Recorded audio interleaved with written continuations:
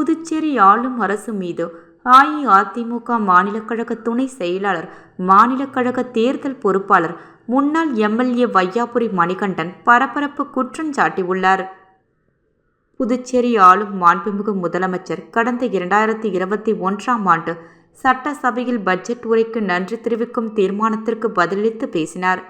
அப்போது ஆதிதிராவிடர் வரைநிலை மேம்பாட்டுக் கழகம், பிற்படுத்தப்பட்டோர் கழகம் மூலம் மாணவர்கள் பெற்ற கல்விக்கடன் தள்ளுபடி செய்யப்படும் என்றும், சென்டாக் மூலம் சேர்க்கை பெறும் அனைத்து மாணவர்களுக்கும் உயர்கல்வி கட்டணத்தை அரசே முழுமையாக ஏற்று இலவச கல்வி அளிக்கப்படும் என்றும் அறிவித்தார்.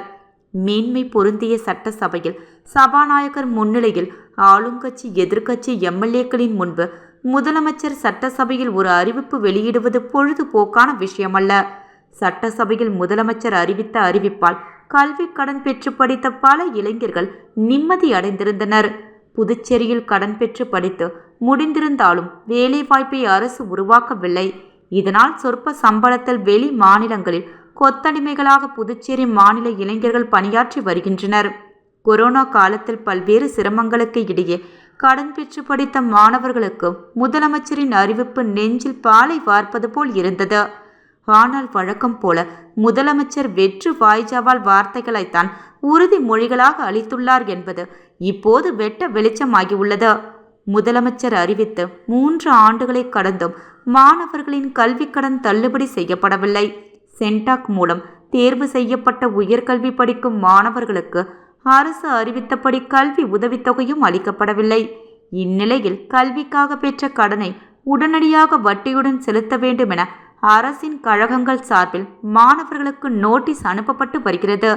இது புதுச்சேரி மாநில மாணவர்கள் நெஞ்சில் வேலை பாய்ச்சுவதாக உள்ளது. வாய் கூசாமல் பொய்களை அள்ளி வீசுவதால் மட்டும் காமராஜர் ஆட்சி நடக்குகிறது என தம்பட்டம் அடித்துக் கொள்வதில் எந்த பிரயோஜனமும் இல்லை. ஒரு சொல் ஒரு செயல் என அளிக்கும் வாக்கினால் தெளிவும் வேண்டும்.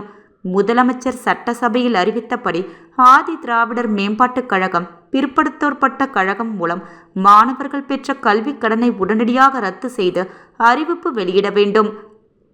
சமூக நீதி என கூக்குரலிடும் இந்தியா கூட்டணி கட்சியினர் இவ்விஷயத்தில் தொடர்ந்து கள்ள மௌனம் சாதிப்பது ஏன்?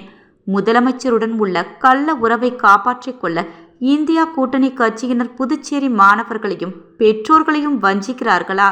இந்தியா கூட்டணி கட்சியினரின் கபட நாடகம், இரட்டை வேடத்தை புதுச்சேரி மக்கள் புரிந்து கொள்ள வேண்டும்.